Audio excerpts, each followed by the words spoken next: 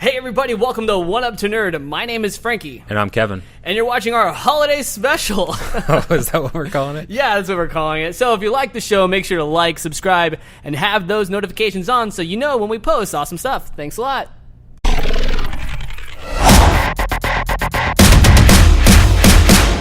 So moving on, let's talk about some tabletop stuff.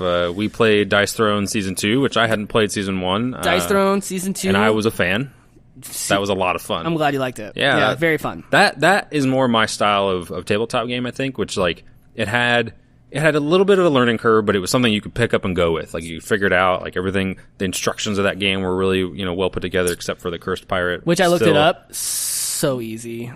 We just weren't getting Kevin, it. I mean, because I'm normally the one that explains the games. Why don't you try? Take a hand at explaining the game. It's a what is Dice Throne? It's a I don't know. You bought the game.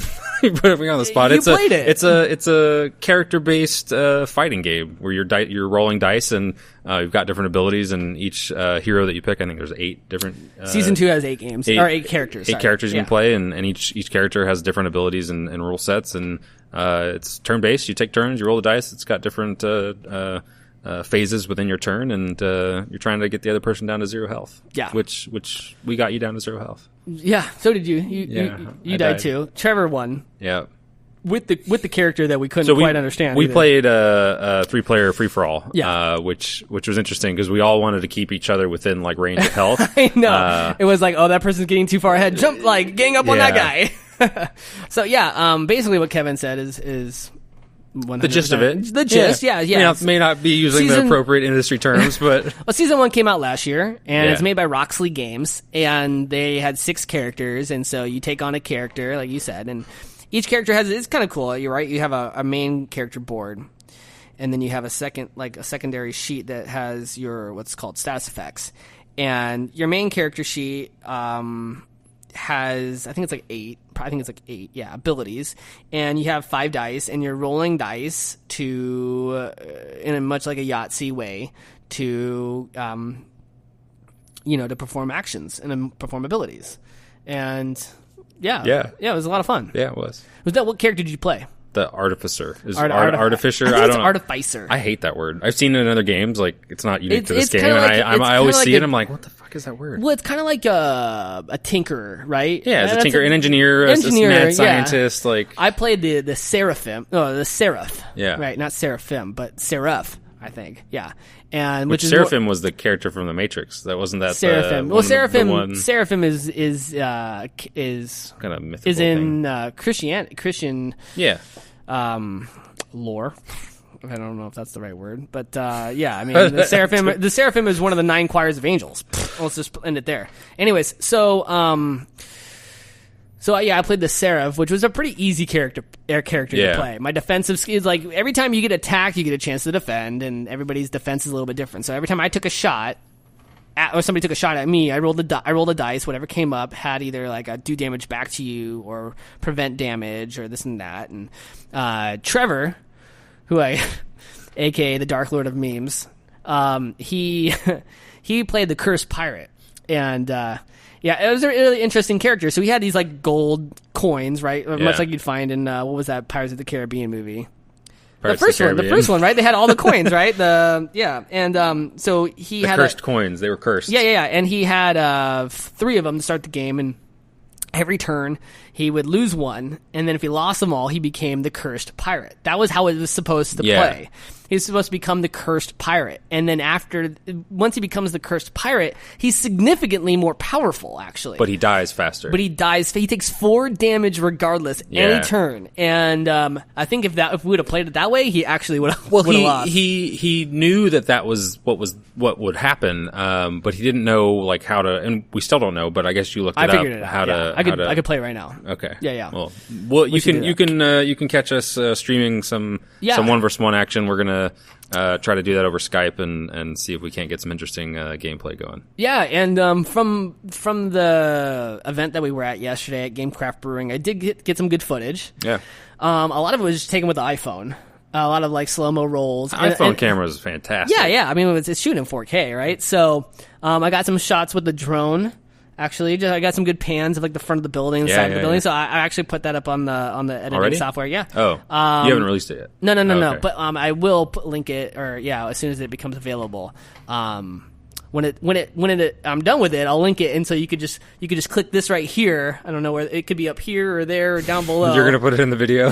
Yeah, my gosh. When it's available, hopefully pretty soon. That place was rad. Game Craft Brewing. Cool. It's in Laguna Hills, right? Laguna Hills. Maybe Lake Forest. No, it's Laguna Hills. Yeah, it's on what's called the Furniture Row. So if you're heading down the 5 south, going towards San Diego, it's on your right-hand side in this really kind of peculiar strip of furniture stores. And there's a Big Sky trampoline park. They have food there. Really good food for a brewery. Like the couple breweries or a handful of breweries I've gone to have had like food trucks outside, not necessarily their own kitchen. I liked when you go in on to your right, there's like this big room. We didn't really explore it at all, but they have these 4 giant TVs in there, and I thought that that would make good for a good like esport theater kind of deal. Like it's really small.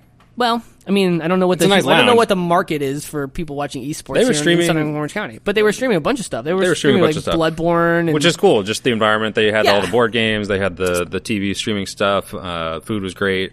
I think we'll definitely be back to play some more games and hang out.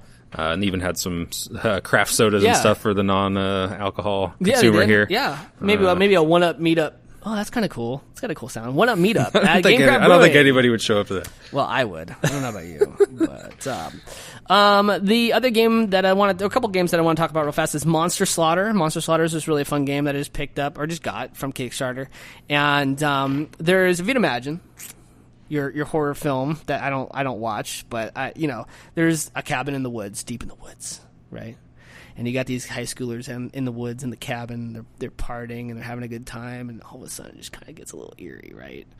Well, you are the monster trying to scare these kids in this game, and it's really a lot of fun because they definitely take a fun sort of character silly approach to being the monsters. The miniatures are great, and you're basically there's like zombies, werewolves. There are there's like a underwater monster, like a swamp thing kind of thing guy. And there's like a family of each, right? So there's 3 characters that you control, and the game is based on the phases of the moon, right? And Wait, so are you playing the monster, or are you playing the characters? You play the monsters. Everybody plays the monsters. Everybody. So I take like the family of werewolves. You take the family of zombies. Somebody takes the family of vampires. So you play like a race of monsters. Yeah, you play a race of monsters. And so you have to like roll dice to perform actions. And you're like, you have to break down the doors, and you can go in and you have to search the rooms, and if you search the room, you can find one of the teenagers. Hiding or something? Yeah. And then you have to, and then, that sounds like fun. Yeah, it's a lot of fun. We'll play it. And then, the last game is called Tainted Grail, The Fall of Avalon. It's on Kickstarter right now. I'll be going for a mouthful. Right, well, it's made by Awaken Realms, which made Lords of Hellas, and I follow the creator. I think it's Merrick. I will not try his last name because it's really difficult to pronounce. But I follow him on Facebook, and he had been teasing this game for maybe about a month, and so I was on it. Ready for it to launch. It did $2.2 million on Kickstarter within 24 hours. And then it was delayed? No, it's still going. You were waiting for it to launch, not to release. Yeah, no. And then it launched on, I believe, the 5th, and it did 2.2 in the first 24 hours. We unlocked, like, tons of stuff. I got a bunch of the guys from Tabletop Takeover, John Beckler, Jeremy Sampson. They're on that campaign with me. We're texting back and forth like, oh man, I can't wait to get the next stretch goal and this and that. So, really cool theme, too. It's like basically, if you'd imagine the Knights of the Round Table, Arthur, Camelot, on the island of Avalon, that shit's gone. It's fallen into darkness. And you play sort of your common man. You're the sort of the farmer, the carpenter who now has to like lift your world up after the fall of these heroes. And it already sounds super complicated. It's a huge, well, and then it's like a huge, there's a big narrative involved, and you're kind of creating the storyboard as you go. So you start on the island, right? And then you're flipping cards and you're creating this world, and each card has like a choose this path or choose that path. Interesting. And so it's like kind of like a build your own story. Yeah. Based around these unlikely heroes. Yeah. And it has this Remember that King Arthur movie with Clive Owen? Yeah. The artwork. Arthur. Was it just Arthur or King Arthur? I think it was One King of the Arthur. two. Anyways. King Arthur with the yeah. Yeah. Well, anyways, sort of like the people from on the island, like the native people, how they were sort of portrayed as barbaric and tribal kind of deal. The artwork really sort of brings me to that. I kind of feel like it's inspired a little bit by those characters. The native Brits. The native Brits, yeah, that the Romans didn't want to fuck with. Basically, that's why they built that wall. And so, yeah, I'm really excited to see how far it goes. I'm hoping it'll hit like 3.25, because it does slow down a little bit. But I mean, I love this community, this Kickstarter community that is. It's got to be the same group of people that are always just looking at those games and being like, "Oh, we want that one. Oh, we want that one."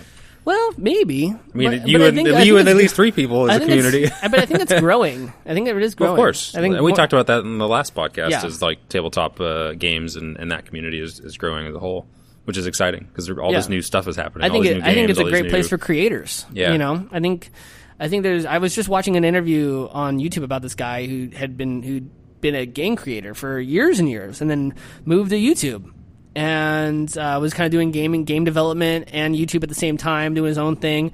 And then now he's taking a step back from both of them to create a board game, and putting it on Kickstarter, because at its core, you know, he gets to create a game, you know, and that's what it reminded me of me and you, to be honest with you, and just how he was describing the feeling of creating a game, regardless if it's on a screen in front of you or on cards and dice, and you're talking about role-playing elements and story and things of that nature. I think it's kind of beautiful to consider that there's more ways than just creating. You can work so hard at being a game developer. It doesn't mean it has to be a video game or a computer game. You could be a developer, create games of a lot of different kinds, you know? Yeah, of course. So it's many different avenues. For sure. So speaking of continuing our conversation of games, the Game Awards just happened this past weekend. I gotta be honest, like, I didn't really watch any of it. I didn't know it was even happening. Yeah. Did you? I knew that it was happening, but it's kind of I think this award series has been around for a couple of years at least. And there's something about it, like my idealistic, game industry professional in me. It is not really as much about the awards as it is about the promotion of new games, which is like and you know this because the next day when I went to go like find out who the winners were, I was trying to Google like who won the Game Awards, and it's like, you know, IGN and Kotaku and all the different Polygon, and we're all like, here's the big new announcements from the Game Awards. Like, that was the biggest news, right. Which, you know, diminished. It's not necessarily what you see when you talk about the Oscars or any of these like more traditional Hollywood TV and film type of shows. It's not like what the new promotion is that's coming out. It's more about like the art and the craft, whereas this one's very much about publishers promoting their new thing. And I think there was like 10 or 12 new games that were dropped or updated trailers. Hades is one that I'm pretty excited about. They got announced and already got released, I think, on Epic Games' new store, which really.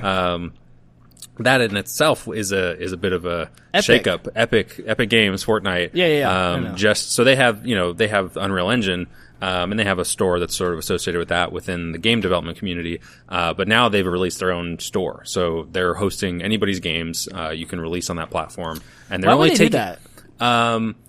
So Steam It seems like Fortnite's a big enough monster to have enough revenue where why would they need a store? Well, they want to have a store. It's like strategically advantageous to have a store to promote games created on the Unreal network or the Unreal platform, like as a game development tool. So they want to promote people's games and give people an avenue to do that. But then by bringing in and publishing for other studios, they're able to take on a very Steam-like place in the market. But like, Steam's been around for so long and has held on to such a tight monopoly almost on PC gaming, and like, if you want to play PC games, you go to Steam to find all the games because that's where they're all at. But they take, I think 30%. It's not necessarily public, but that's standard for first party. So like Apple, Google Play Store, all these different stores that you find online usually take about 30% of the profits.